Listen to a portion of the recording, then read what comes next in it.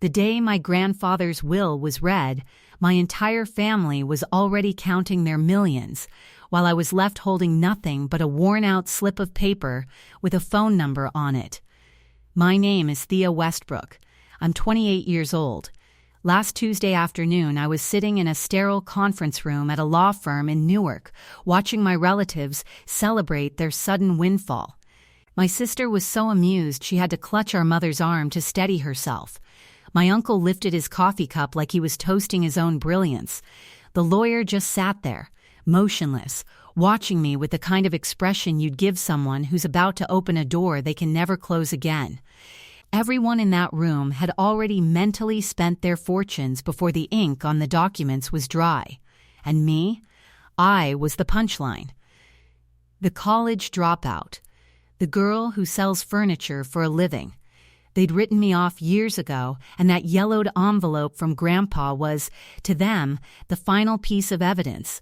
But they had no idea what was about to happen. Not my mother, not my sister, not my uncle with his inflated sense of self-worth and his leased Cadillac. They didn't know what happens when the punchline finally picks up the phone and makes that call. Before I get to that, if you enjoy stories that make you think, take a moment to hit like and subscribe, but only if you really mean it. And drop your location and the time where you are in the comments. I love knowing where in the world you're listening from. Now, let me rewind to the previous Monday morning, the day before the will reading, when the phone call came that Harold was gone.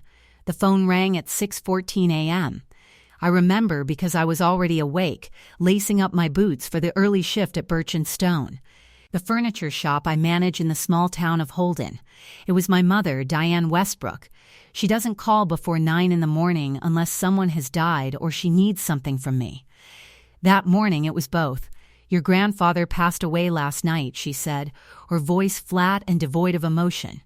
"The lawyer is reading the will tomorrow at 2, Harmon and Pace, in Newark. Make sure you dress presentably." She hung up before I could even respond. I sat on the edge of my bed, pressing my palms flat against my knees to stop them from shaking. The room was still dark. Outside, I could hear a heavy truck downshifting on Route 16. Grandpa Harold, he was 82 years old. He'd built Westbrook Properties from a single duplex renovation in 1981 into a commercial real estate empire spanning 3 counties, 40 employees, 6 active developments, a name that carried weight in central Ohio. But to me, he was the man who always had sawdust in his shirt pockets and taught me how to smooth a table edge until it felt like silk under your fingers. Every Sunday, I'd join him in his workshop. Every Sunday, it was just us. I drove the 40 minutes to his house in Granville. It sits on 2 acres of maple trees and gravel.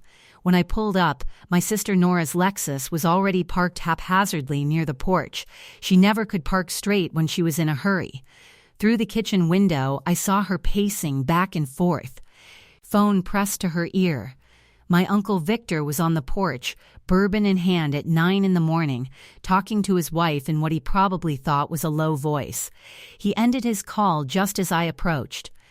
"It's time," he said, more to himself than to me. My mother met me at the front door.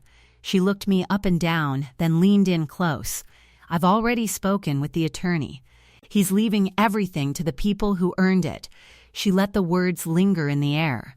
"Wear something nice tomorrow, Thea." She walked away before I could ask what she meant by that, but I already knew.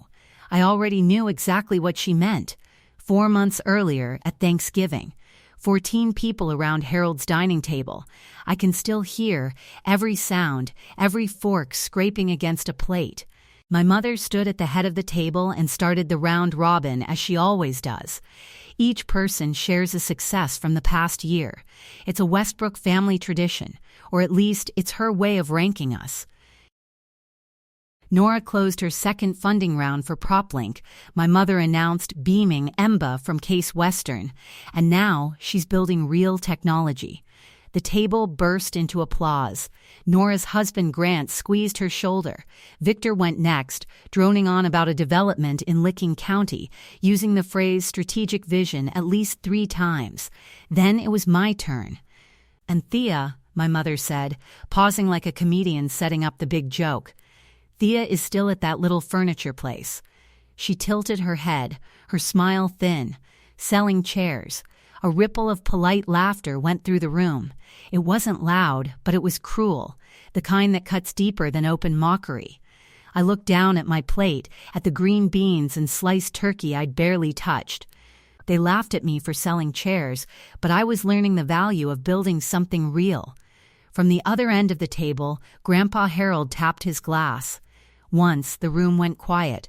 She manages that entire store, he said, his voice steady. Inventory, staff, accounts, that's called responsibility. My mother waved her hand dismissively. Dad, don't baby her. Victor leaned in. If she wants to be taken seriously, she should go back to school. Harold didn't say anything else. But later, after dessert, after Victor's third scotch, after Nora had already left, I found him in his workshop. He was sitting on his stool, running his thumb along a piece of walnut. He looked up at me and held my gaze for a long, quiet moment.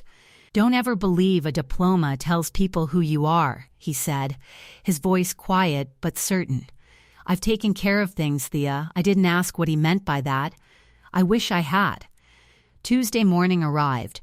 I put on the only blazer I owned, a navy one I'd bought 2 years earlier for a job interview I never actually went to, and drove my old Honda Civic to Newark. The parking lot at Harmon and Pace was already a showroom of luxury cars.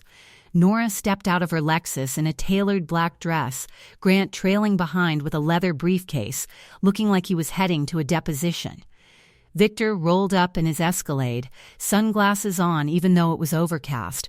His wife stayed in the car. My mother arrived in an Uber. She'd sold her car 6 months ago, a fact I knew because I'd seen the listing online, but she hadn't told anyone. People who owe money don't advertise it.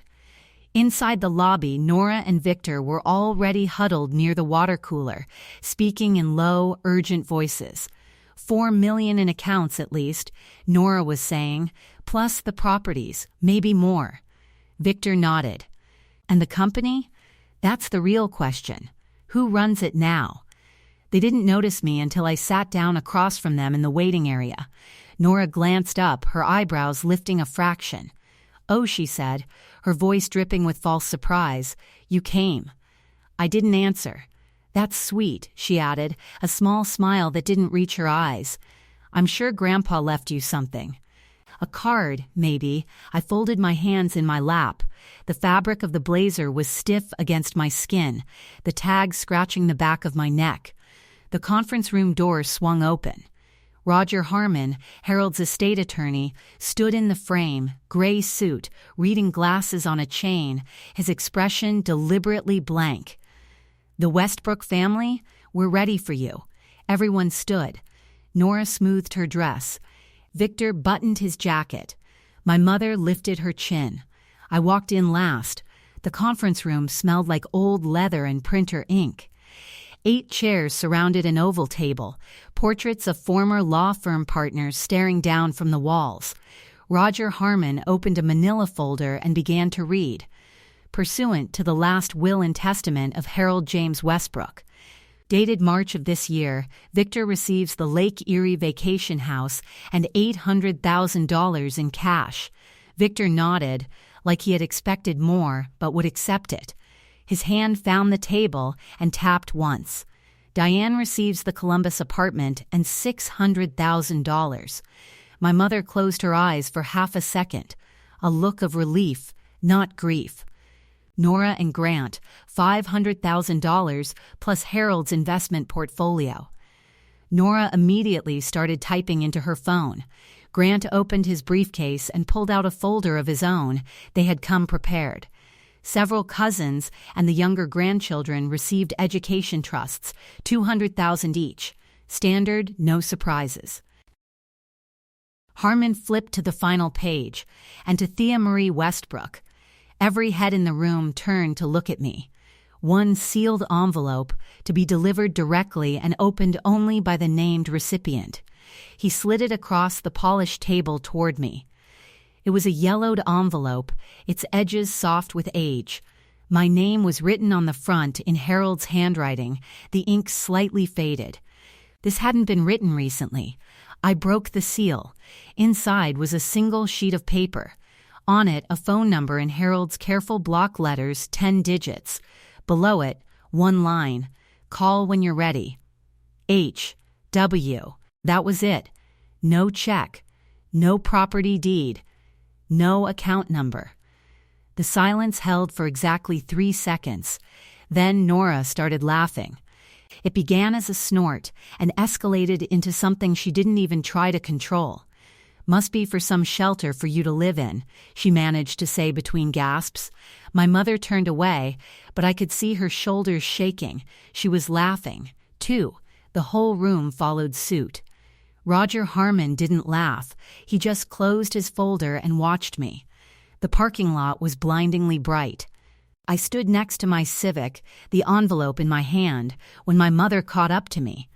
"You see?" she said, her voice carrying that familiar, condescending warmth. "He knew you couldn't handle real money, Thea. That number is probably for a financial counselor for people in your situation." She adjusted her purse strap. "Call it. Get the help." Before I could respond, Victor appeared behind her. He placed a hand on the roof of my car, casual, the way people do when they want you to know they're bigger than you. "Listen," he said, "if whatever's in that envelope has anything to do with the company, that goes through me. I'm the COO. I've been the COO for 10 years. He tapped the roof twice. "We clear?" I said nothing. Through the window of Nora's Lexus, I could hear her laughing with Grant. Then my phone buzzed. The group chat, the family thread I'd been muted on for months. Nora had posted, "Update. Thea got an envelope. Just an envelope. Grandpa's final joke. 3 laughing emojis from a cousin. A heart react from my mother." I slid into the driver's seat of my car, closed the door, and locked it. The envelope sat on the passenger seat. Harold's handwriting stared up at me. "Call when you're ready." My hands were shaking. Not from fear.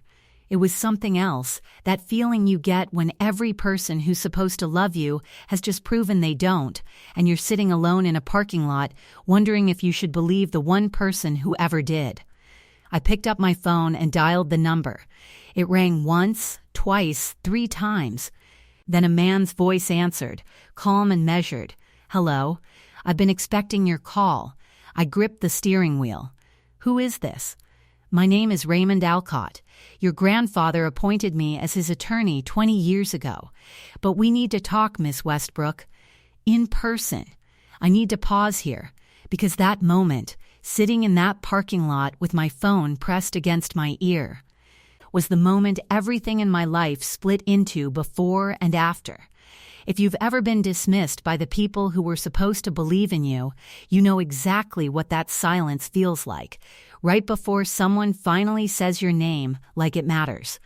Hit subscribe if you want to hear what Raymond told me next. And tell me in the comments, have you ever opened something everyone said was worthless, only to find out it was everything? Raymond Alcott spoke the way attorneys speak when they've rehearsed something for years and finally get the chance to say it. Your grandfather established an irrevocable trust in 2005. You are the sole beneficiary. I stared through the windshield as a pigeon landed on the hood of Victor's Cadillac. I don't understand. A trust? I can't discuss the specifics over the phone, Miss Westbrook. We'll need to meet in person. Bring valid identification, driver's license, birth certificate, social security card. Tomorrow morning, 10 o'clock, my office in Columbus. I scribbled his address on the back of a gas receipt. Mr. Alcott, why me? He was quiet for a moment. When he spoke again, his voice was softer, less attorney, more human. Your grandfather told me something when he set this up. He said, "The one who comes when I fall, not for what I can give, but because I fell, that's the one I trust with what I built." He watched his family for 20 years after that. Thea, you were the only one who showed up. The one who comes when you fall, not for what you can give, is the one who deserves what you've built. My throat tightened. He also built in a condition, Raymond continued. If you never called this number, if you threw the envelope away or ignored it, the trust would transfer to a charitable foundation permanently. Harold wanted the person who received this to come forward on their own. No prompting, no hand-holding. So if I hadn't called, everything would have gone to charity. Your family would have kept only what was in the will. I pressed my forehead against the steering wheel. The vinyl was cool. I'll be there at 10. Good, and Miss Westbrook? Yes? Your grandfather spent 20 years making sure the right person would pick up this phone. You just proved him right. I hung up. And for the first time all day, I cried. Not because of the money, because Harold believed in me when I didn't even believe in myself. That evening, my mother threw what she called a memorial dinner at Grandpa's house, the Westbrook way of grieving. Open the expensive wine and start dividing the furniture before the body is even cold. Victor sat at the head of the table, in Harold's chair, without a moment's hesitation. I'll be taking over operations at the company, he announced, swirling a glass of Harold's 2012 Cabernet. Dad would have wanted continuity. Nobody challenged him. Nora was too busy mapping her $500,000 onto PropLink's burn rate. Grant had his laptop out at the dinner table running projections. My mother lifted her glass. To Harold, she said, and to the family he provided for. They drank. I held my glass, but didn't sip.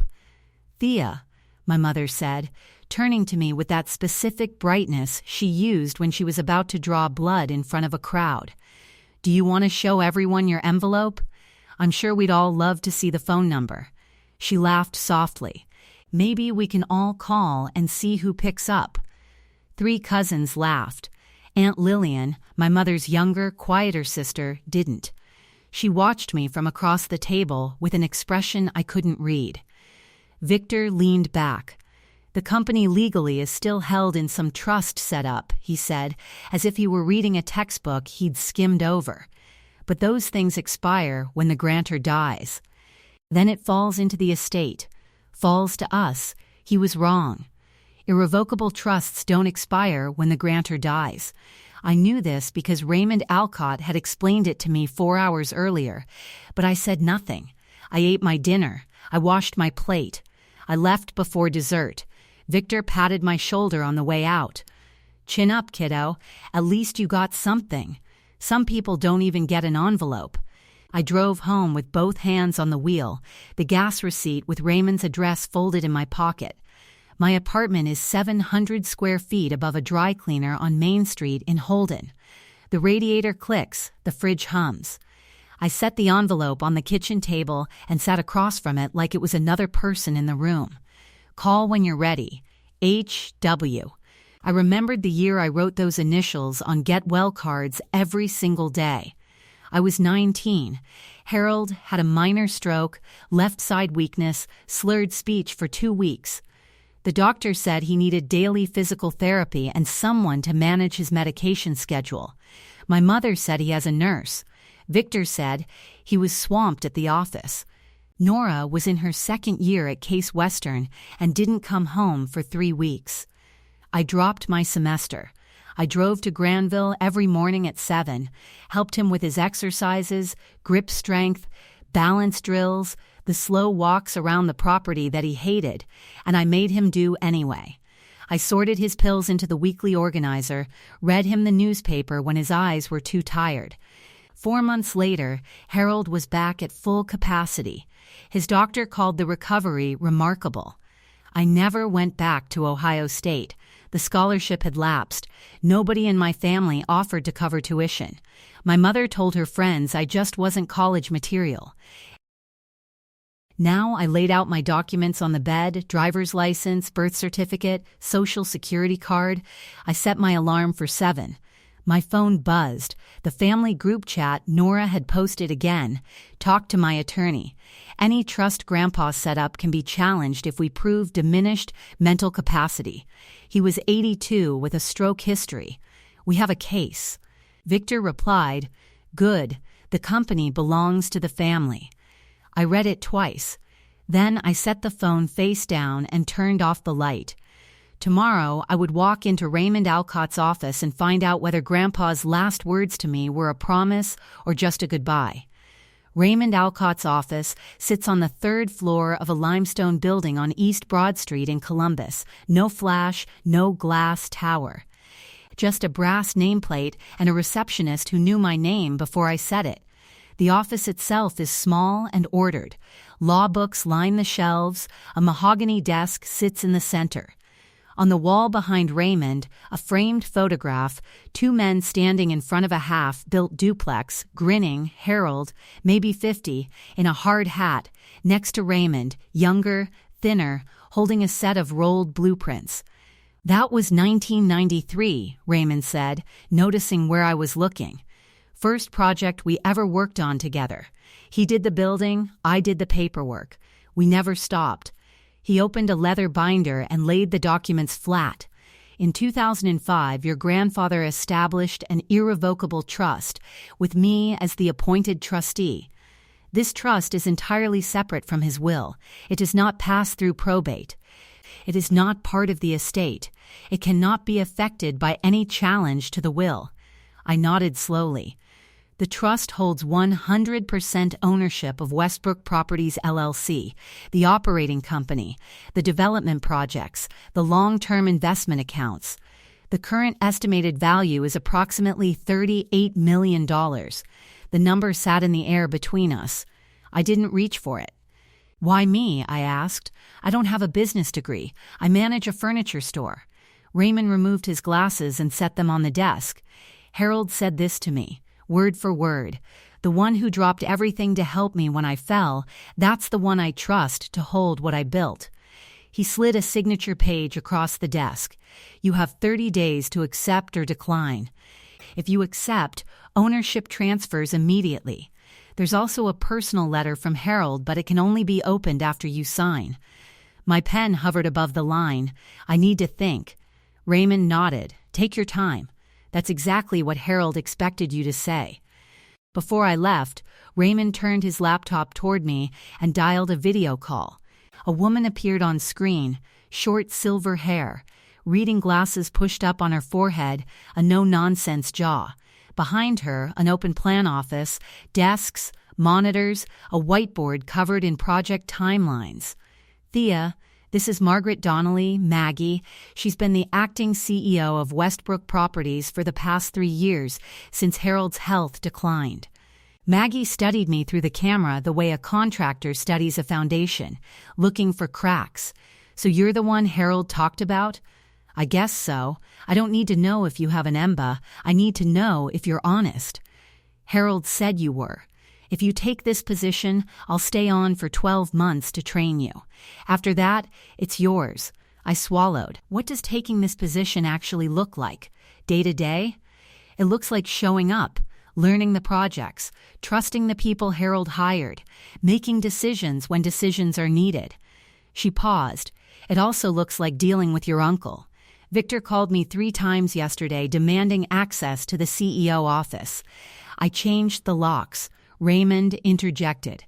If there's no confirmed owner within a reasonable time frame, Victor could petition for temporary management authority. The court may grant it. Maggie leaned closer to the camera. There's something else you should know.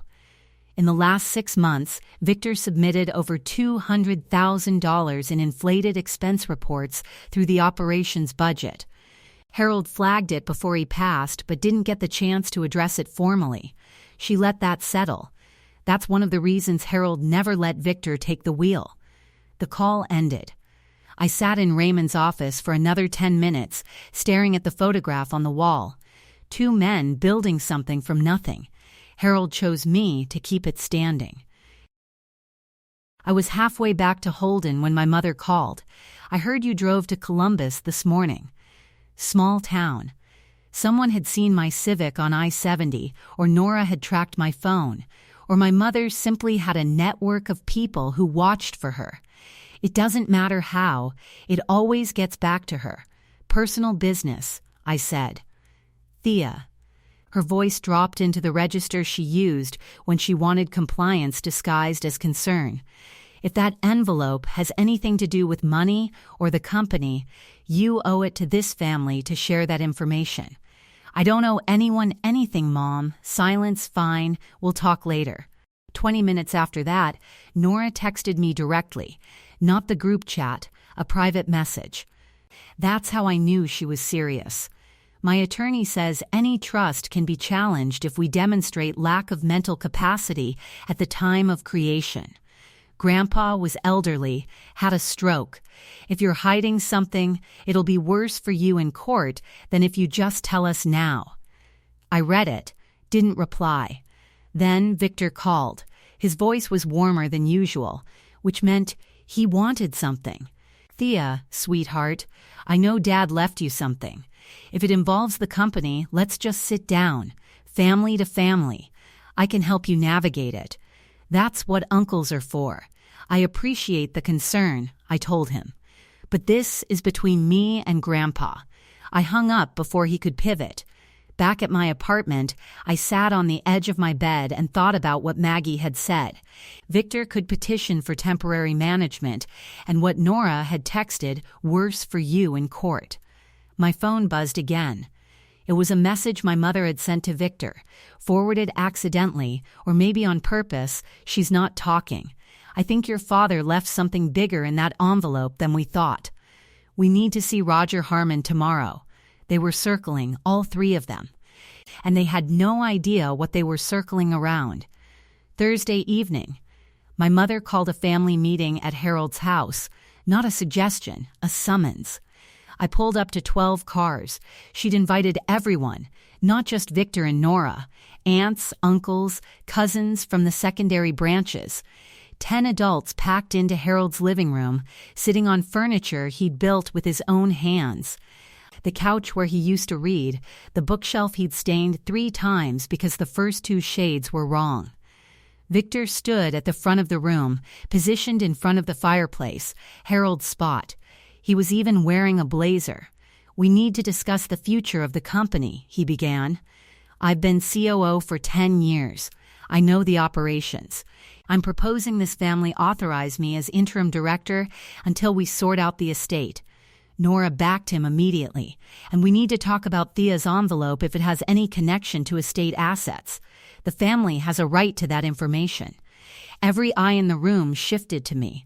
I was sitting near the window in the straight-back chair Harold used to pull up when there weren't enough seats.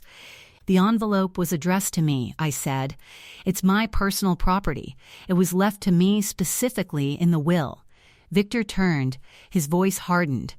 Thea, you don't have a degree. You don't have business experience. You don't have a seat at this table. He stepped closer. If my father gave you anything related to the company, it was the mistake of an old man at the end of his life, and we'll prove that in court. The room went silent. Nobody disagreed with him. Nobody looked at me except Aunt Lillian. She was sitting in the corner with her hands in her lap. She didn't nod. She didn't look away either. Victor wasn't finished, but I could feel what was coming next, and it wasn't from him. It was from Nora. Nora stood. She'd been waiting for this. I could tell by the way she smoothed her skirt before she spoke. This was rehearsed. I'm going to say what everyone's thinking. Her voice carried the practiced clarity of someone who'd pitched to investors. Thea is not qualified to manage a cent, let alone a company. She runs a furniture store in a town of 4,000 people. The annual revenue of that shop is probably less than Uncle Victor's bar tab. A few people laughed. An aunt I barely knew shook her head like she was watching something sad on television. Nora kept going. Grandpa loved Thea. We all know that. But love is not a reason to hand someone a business. My mother lifted her chin, her signal that she was about to deliver the final word. I don't want to hurt you, sweetheart. She looked at me with the face she'd perfected over decades, tender on the surface, steel underneath. But you're not ready. You never were. Giving everything to Uncle Victor is the best thing for everyone, including you. I looked around the room. Cousins who hadn't spoken to me in years were nodding. Victor had his arms crossed, his chin up, like the verdict was in. I stood. The room tensed. I heard everything, I said, my voice level calm. I'll be meeting with my attorney this week. After that, you'll all have your answer. I picked up my jacket from the back of the chair and walked toward the door. Behind me, Victor said, "Your attorney?" I didn't turn around. "Good night." The door clicked shut. I heard murmuring start before I reached the porch. That was the first time any of them had heard me say the words "my attorney." By the look on Victor's face, it wouldn't be the last time he thought about it. Friday morning, Raymond's office. I signed every page: beneficiary acknowledgement, identity verification, acceptance of fiduciary responsibilities. My hand was steady. The pen was heavy, an old Mont Blanc that Raymond said Harold had given him in 1994. "It's done," Raymond said. He slid a sealed envelope across the desk, smaller than the first, cream-colored, with Harold's handwriting again. "This is the letter he left for you. It was only to be delivered upon your acceptance." I opened it carefully. One page. Harold's block letters, slightly shakier than the ones on the phone number. He'd written this more recently. "Thea, I watched this family for a long time. I love them all. But I know who will build and who will burn through. You were the only one who came when I fell and never asked what I'd leave you. You drove 40 minutes every morning. You sorted my pills. You read me the box scores when my eyes couldn't focus. Everyone else showed up for Thanksgiving. You showed up in January. I'm not giving you money.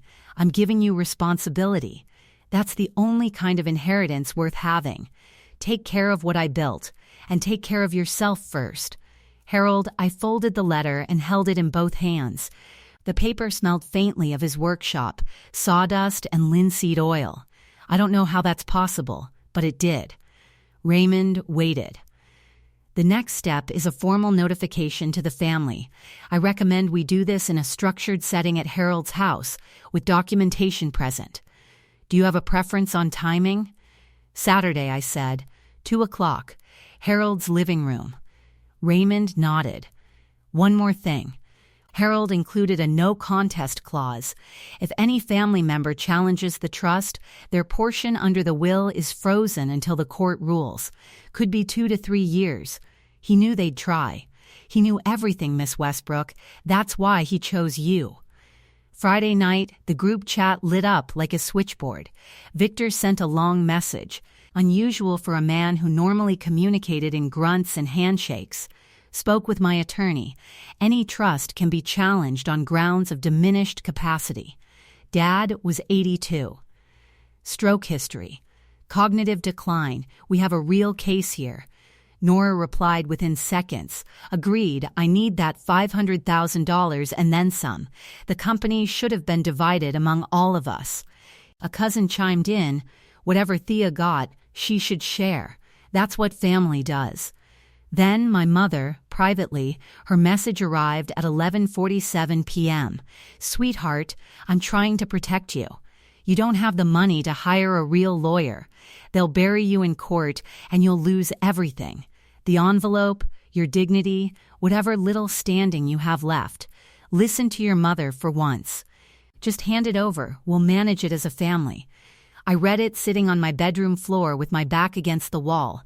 The radiator clicked. The dry cleaner below was closed.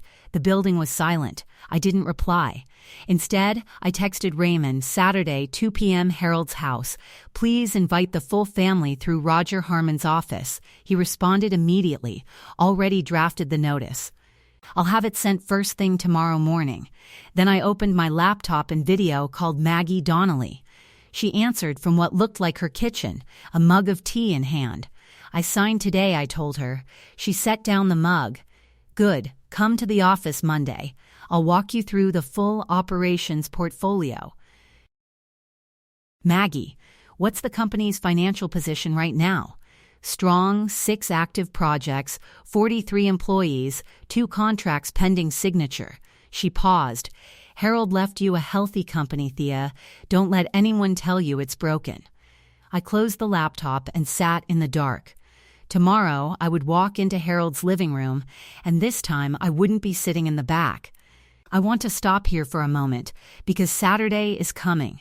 The entire Westbrook family is going to be sitting in Grandpa Harold's living room, and for the first time in my life, they are not going to be in control of the conversation. If you've ever been underestimated by someone who was supposed to love you, you know exactly why I need it this day. Stay with me. And if this story is hitting close to home, share it with someone who needs to hear it. Saturday, 1:45 p.m. Harold's house. The living room was full. Victor had arrived early and taken the armchair by the fireplace, the power seat, Harold's seat, the chair everyone gravitates toward because it faces the room. Nora and Grant sat on the couch. Grant had a legal pad. My mother was in the wingback near the window, legs crossed, jaw set. Aunts, uncles, cousins filled the remaining seats. Someone had brought folding chairs from the garage, 12 people total. Aunt Lillian sat near the hallway, slightly apart from the others, the way she always did at family gatherings, present, but not participating. They thought I'd called this meeting to surrender. I could see it in Victor's posture, relaxed, legs spread, one arm draped over the armrest. He whispered to my mother, "She'll cry. She'll apologize, then she'll hand it over." My mother nodded. At exactly 2:00, I walked through the front door. Behind me walked a man none of them recognized, 67 years old, silver hair, charcoal vest, carrying a leather briefcase that was older than most of the people in this room. Victor straightened. "Who's this?" "This is Raymond Alcott," I said. "My attorney." Raymond stepped forward, nodded once to the room, and set his briefcase on the coffee table. He unclasped it and removed a stack of documents. Nora squinted, then her face changed. "Raymond Alcott," she said slowly. "Wait, you're the one who used to work with Grandpa. You did the legal work for the original property acquisitions." Raymond looked at her evenly. "That's correct." The room shifted. I could feel it, the temperature dropping 2 degrees. Victor uncrossed his legs. Grant put his pen down. My mother gripped the arm of her chair. Raymond pulled out a chair, sat, and opened the first document. "Please," he said, "everyone sit down. This won't take long." He spoke without notes. He didn't need them. In 2005, Harold Westbrook established an irrevocable trust, with me as the appointed trustee. This trust is a separate legal instrument from the will that was read on Tuesday. It does not pass through probate. It is not part of the estate. It cannot be modified, dissolved, or affected by any challenge to the will. He paused, letting that land. The trust holds 100% ownership of Westbrook Properties LLC, including all operating assets, development contracts, and long-term investment accounts. The current estimated value is approximately $38 million. Nobody moved. The sole beneficiary of this trust is Thea Marie Westbrook. Victor's mouth opened, closed, opened again. No sound came out. My mother's hand went white on the armrest. Nora stared at me, then at Raymond, then back at me. Her face had gone the color of printer paper. Grant reached for his legal pad. His pen shook. "Thea signed the acceptance documents 2 days ago," Raymond continued. "Ownership transferred immediately upon her signature. This is effective and irrevocable." The silence was total. 12 people breathing, and not one of them making a sound. Then, Victor was on his feet. The armchair skidded backward on the hardwood. "This is fraud." His voice cracked on the second word. My father did not have the mental capacity to create something like this. He was 82 years old. He had a stroke. Raymond reached into his briefcase and placed 3 folders on the table. Harold completed independent mental capacity evaluations in 2005, 2015, and 2023. All 3 were conducted by board-certified physicians with no connection to the family. The results are documented and notarized. He slid the folders forward. "You're welcome to review them." Victor didn't touch them. His hands were fists at his sides. The room fractured all at once. Victor pointed at Raymond. "I was the COO for 10 years. I ran operations while my father played in his workshop. This company is mine. Raymond didn't flinch. The trust was established before your appointment. Mr. Westbrook, Harold's ownership was never subject to internal titles. Nora stood so fast her knee caught the coffee table. So we get a few $100,000. And she gestured at me like I was a piece of furniture. She gets $38 million? She sells chairs. Thea didn't even finish college. The allocation under the will and the trust are two distinct legal matters, Raymond said. Harold was clear about both. My mother turned to me. Her eyes were wet. I couldn't tell if it was anger or something older. You won't do this to your own family, she said, her voice wavering. Your grandfather wanted us together, not divided. Mom, I said it firm enough to stop her. You told me in that parking lot that Grandpa gave me the envelope because I couldn't handle real money. You told the whole family at Thanksgiving that I was your disappointment. I held her gaze. Don't talk to me about togetherness.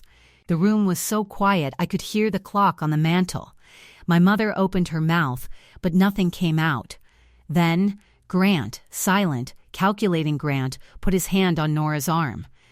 We should go. No, Nora pulled away. We're going to fight this. We'll contest. The trust is irrevocable. Grant said, low and steady, and there's a no contest clause. If we challenge, our inheritance under the will gets frozen. Could be years. He closed his legal pad. Nora, we're leaving. Nora looked around the room for an ally, found none. She grabbed her purse and walked out without another word. Grant followed. The front door slammed. Victor left next, but he didn't slam the door. He walked through it like a man leaving a hospital. Slow, measured, destroyed. My mother sat in the wingback chair. She hadn't moved. Her mascara had smudged under one eye. She stared at the carpet. The same carpet Harold had chosen 30 years ago because he liked the way it felt under bare feet. Raymond began collecting his folders. If anyone would like to review the trust documents or discuss the legal framework, my office is open during business hours. He tucked the last folder into his briefcase. I advise against litigation. Harold anticipated every angle the trust was designed to hold. He nodded to me, shook my hand firmly, briefly, and walked to the door. One of the aunts moved aside to let him pass. Nobody spoke to him. The cousins started filtering out. Some avoided eye contact with me. One, a man I hadn't spoken to since I was 15, squeezed my shoulder on the way out and said nothing. Then it was just me, my mother, and Aunt Lillian. My mother stood, smoothed her blouse, and walked past me without a word. She was out the front door before I could blink. The Uber was already waiting. Lillian rose slowly. She's Harold's youngest daughter, my mother's quieter, less ambitious sister. She works at a library in Granville. She's the one who used to send me books in the mail with no note. She stopped beside me and put her hand on my arm. I always wondered why Harold kept that workshop going when nobody visited. Her voice was soft. Now I know someone did. She patted my arm twice and left. I stood alone in Harold's living room. His chair was empty. The clock ticked. Through the window, I could see the workshop out back. The light was off, the door closed. I breathed out, all the way out. It was mine to protect now. Monday morning. The headquarters of Westbrook Properties sits in a 2-story brick building on Hamilton Road in Columbus. Nothing flashy. Harold didn't believe in flashy. Clean lines, good signage, a parking lot that's paved properly because Harold said you can judge a company by its parking lot. Maggie Donnelly met me at the front entrance. She was smaller in person than she'd looked on video. Firm handshake, no small talk. I'm not going to baby you, she said, but I'm not going to let you drown either. Harold's instructions were clear. 12 months of mentorship. Then I stepped back. She walked me through the building. 43 employees, open plan workspace on the first floor, offices and conference room upstairs. A whiteboard in the hallway listed 6 active projects with timelines, budgets, and project leads. I didn't go into the CEO office on my first day. Instead, I sat at the conference table while Maggie briefed me on operations. 6 developments in progress. 2 contracts awaiting signatures, a retail build-out in Westerville, and a senior living facility in Lancaster. 1 personnel issue. Victor hired 3 family members into no-show positions over the last 2 years, Maggie said. She pulled up a spreadsheet. One of them is his son Tyler, 24 years old. Title: Project Coordinator. He's been on payroll for 11 months and hasn't visited a single job site. What would Harold have done? 90-day performance reviews. Anyone who doesn't meet the benchmarks gets a standard termination with severance. Do it. Maggie nodded, no surprise on her face. She'd expected that answer. I signed the 2 pending contracts after she walked me through the terms line by line. No ceremony, no announcement, no selfie in the CEO chair. I drove home that night on I-70 with the windows down. The corn was high along the highway. I was terrified, but I showed up. That's what Harold taught me. You show up. The call came 4 days later. Victor's name on my screen. You fired my son. Tyler wasn't fired. He's been placed on a 90-day performance review, same as 2 other employees. If he meets the standards, he stays. Standards? His voice bristled. I hired him personally. And he hasn't visited a single project site in 11 months. That's documented, Uncle Victor. A long, thick pause, thick as concrete. I'm going to sue. Trust or no trust, I'll drag this into court. That's your right, I said. But Raymond sent your attorney a formal notice yesterday. If you contest the trust, the no contest clause activates. Your $800,000 in cash and the Lake Erie house will be frozen until the court reaches a verdict. That could take 2 to 3 years. Silence, the kind you could almost see. You're threatening me. I'm informing you. There's a difference. He hung up. I sat at my kitchen table and pressed my palms flat against the surface, the same thing I do when my hands start to shake. This was my uncle. He taught me to fish when I was 7. He carried me on his shoulders at the 4th of July parade. But he also sat in Harold's chair before the body was cold and called me incompetent in front of 12 people. Love and damage can live in the same person. Harold knew that better than anyone. My phone buzzed again. Different caller, Nora. I almost didn't answer, but her voice when I picked up sounded nothing like the woman who'd laughed at my envelope. PropLink is going under, she said, flat and quiet. I need to talk to you. Not as a sister. I just need to talk. I closed my eyes. Coffee tomorrow, 9 a.m. The coffee shop was on High Street in Columbus, neutral ground. Nora was already there when I arrived, sitting in the back corner with both hands wrapped around a mug she hadn't touched. She looked different. Not just tired, reduced, like someone had let the air out of her. Grant wants a divorce if PropLink folds, she said, no preamble. I put almost all of the $500,000 into the company. I've got $40,000 left. The product works, but I can't scale without capital. She stared at the table. I know what I said about your envelope. I know what I said about you selling chairs. I'm not going to sit here and pretend I didn't mean it at the time. Because I did. She swallowed. I was wrong. I took a sip of my coffee. Let the silence work. I'm not going to give you money, Nora. Her jaw tightened. But Westbrook Properties is actively looking for a tech vendor to manage our property portfolio, scheduling, maintenance, tracking. Tenant communications. If PropLink has a product that meets Maggie Donnelly's standards, you can pitch it formally through the vendor process, like any other company. Nora blinked. You want me to pitch? I want you to compete. If your product is the best option, we'll sign a contract. That's business. And if it's not, then it's not, and I'll wish you well. She studied me for a long time. Something shifted behind her eyes, not warmth exactly, but recognition. You're different.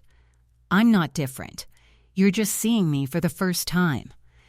Nora picked up her coffee, took the first sip, set it down. I'll have the pitch deck to Maggie by Friday. I nodded. We sat there for another minute without talking. It was the most honest silence we'd ever shared. 3 months passed. Here's what happens when inheritance meets reality.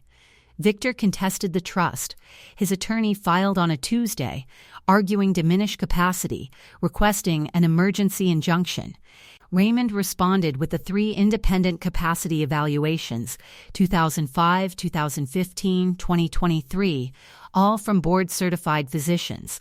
The court reviewed them in a preliminary hearing and signaled that the case had no foundation. Meanwhile, the no contest clause froze Victor's $800,000 and the Lake Erie property. His own legal fees hit $80,000 in 10 weeks. His wife, Carol, packed a bag and moved to her mother's house in Akron. She didn't file for divorce. Not yet. But the silence between them said enough. Tyler got his 90-day review. He failed every benchmark: attendance, project knowledge, communication, basic deliverables. HR processed his termination with standard severance. He took it quietly. I heard later from Maggie that he'd enrolled in an electrician's apprenticeship program in Newark, his own choice. Nobody pushed him. My mother burned through her $600,000 faster than I'd thought possible. $400,000 went to debts from the divorce she wouldn't discuss. $150,000 on a new car and house renovation.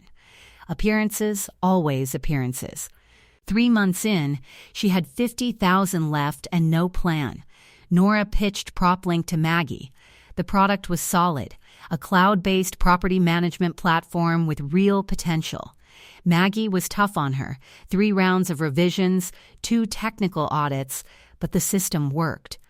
Westbrook Properties signed a 6-month pilot contract worth $120,000. Not charity, business. Grant pulled the divorce filing. And me? I was at headquarters 5 days a week. I didn't pretend to know everything. I asked the questions Harold would have asked. Is this good for the long term? Can this serve the community?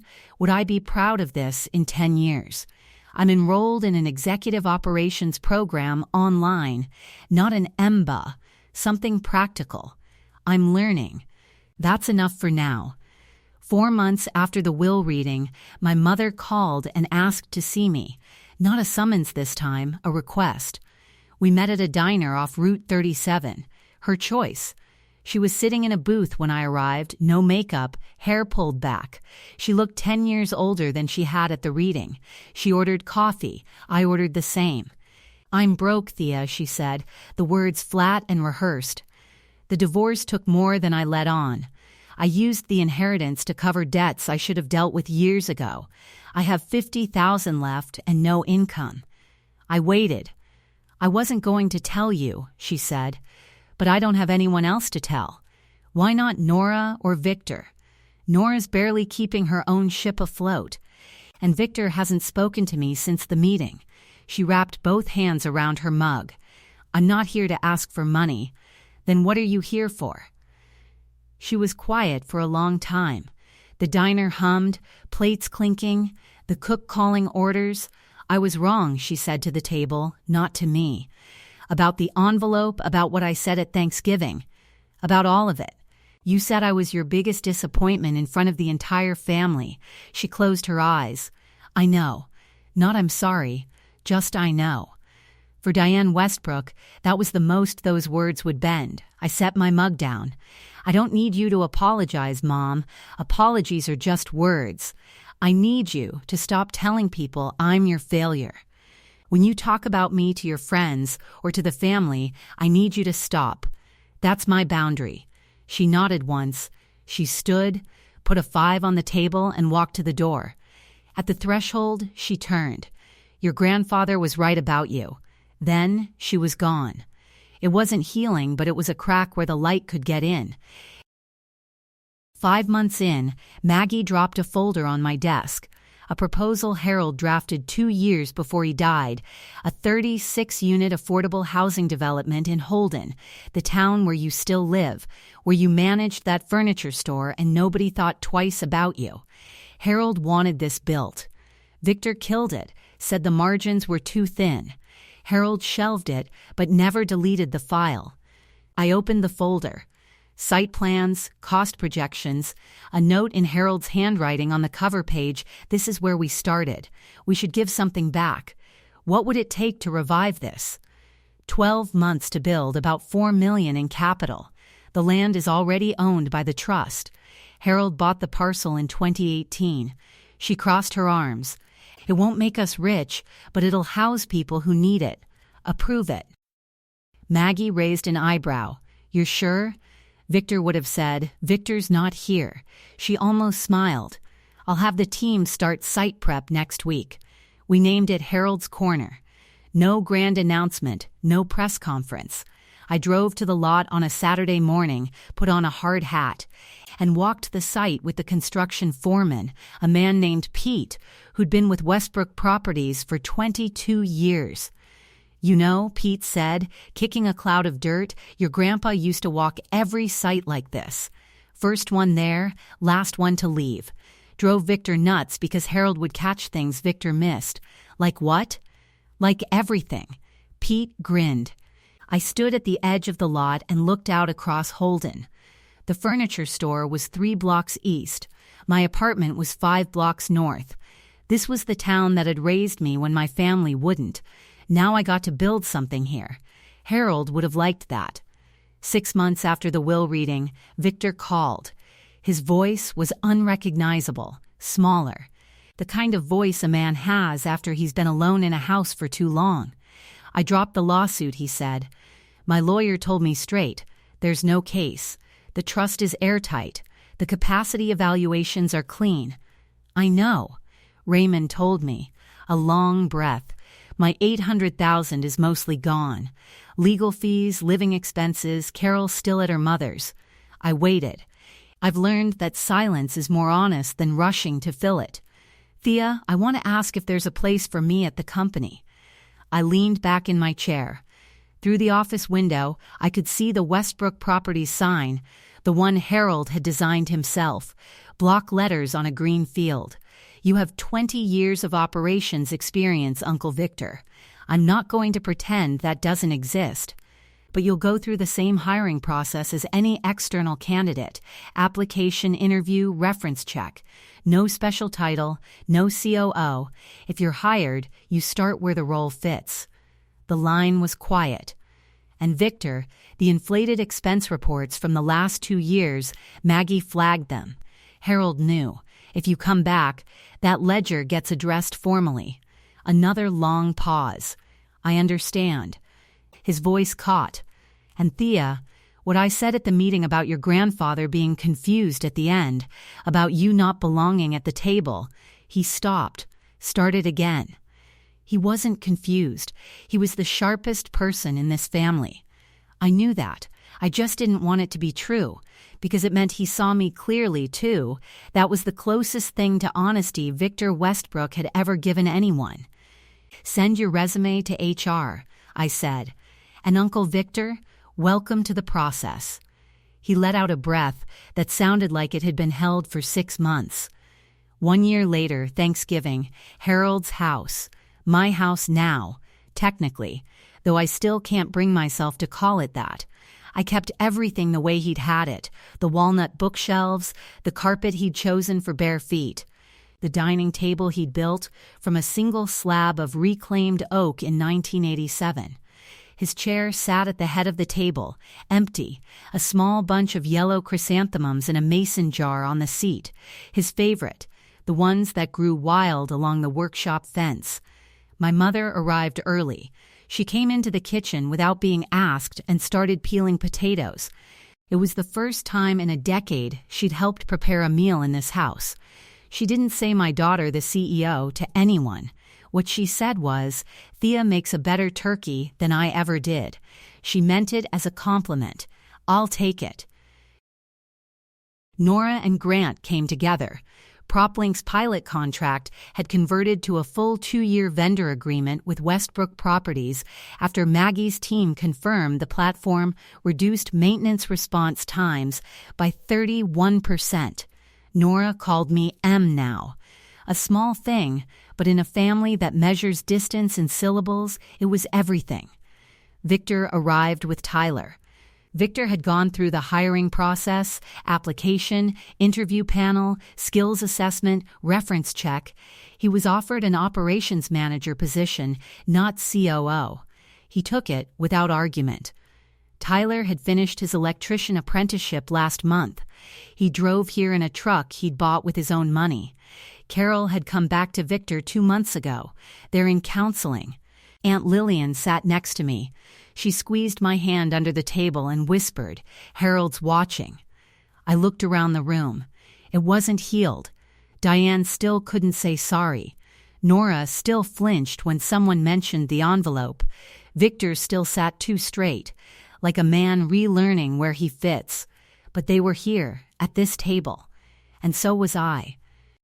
After dinner, I stepped outside alone. The workshop sat 20 yards behind the house, a simple structure with a corrugated metal roof and plywood walls. Harold had insulated it himself, a sliding door that stuck in winter. The light switch was a pull chain on the left. I tugged it. The single bulb filled the room with warm yellow light. Everything was where he'd left it. Hand planes on the pegboard. Sandpaper rolls sorted by grit in a wooden rack, a lathe in the corner covered with a canvas tarp. The workbench, 8 feet of maple, its edges worn smooth from decades of his hands pressing against the same spots. I pulled up his stool and sat. The room smelled like sawdust and linseed oil. It always has, it always will, as long as I keep the door closed and the memories inside. I'm talking to you now. Whoever's listening at 2 a.m., or on a lunch break, or driving through somewhere flat and quiet. I didn't tell this story to brag about $38 million. That money is a responsibility, not a trophy. The thing I actually wanted, the thing money can't replace, was Harold sitting right here, showing me how to read the grain of a piece of wood so the stain goes on even. He left me responsibility, not money. That's the only inheritance worth having. But he left me something bigger than money. He left me his belief. He chose me when nobody else did. And he was right. Not because I'm brilliant or special, but because I didn't walk away when it was easier to leave. If you're sitting somewhere right now, and the people who are supposed to love you have decided you're not enough, I'm not going to promise you'll get $38 million. But I'll tell you this, your worth isn't decided at anyone's dinner table. It's built in the quiet hours when nobody's watching. Harold taught me that. With sawdust, with patience, with a nod across a Thanksgiving table when nobody else was looking. So, here's where I landed. After everything, the envelope, the phone call, the lawyers, the shouting, the silence, I set 3 boundaries for myself. I wrote them on a card and taped it to the inside of my kitchen cabinet, where I see it every morning when I reach for coffee. 1. I don't explain my worth to people who've already decided I have none. If someone needs proof that I belong, the door is open. But I'm done auditioning. 2. I don't let anyone use my past, the dropped semester, the missing diploma, the years behind a retail counter, to draw the borders of my future. I chose to help my grandfather. That choice cost me a degree and gave me everything else. Your past doesn't define your future unless you let it. 3. I don't cut off my family, but I don't let them cross my boundaries without consequence. Love and access are not the same thing. You can have one without the other until you earn both. Harold didn't leave me $38 million. He left me the right to decide for myself. The money is a tool. The trust, the real trust, not the legal document, is the inheritance. I put my hand flat on the workbench. The wood was cool and smooth under my palm. There were dents and scratches from 40 years of Harold's projects. My hand fit right over the worn spot where his used to rest. Thank you, Grandpa. The bulb flickered once, just the cold. The wiring in here has always been temperamental. But I smiled anyway. I pulled the chain, the light went off. I slid the door shut and walked back across the gravel to the house, where the kitchen window glowed warm and I could hear someone laughing inside. It sounded like family, the real kind. That's my story. If it made you feel something, if you've ever sat in a room full of people who looked right past you, I'd love to hear yours in the comments. And here's a question for you. If your grandfather left you a yellowed envelope with nothing but a phone number inside, would you call? Type "I'd call" or "I'd toss it." I'm genuinely curious. If you're new here, hit subscribe. I share stories like this every week on Winds of Thought. Check the description below. There's one about a wedding that went completely sideways, and I think you'll love it. Thank you for staying until the end. That means more than you know.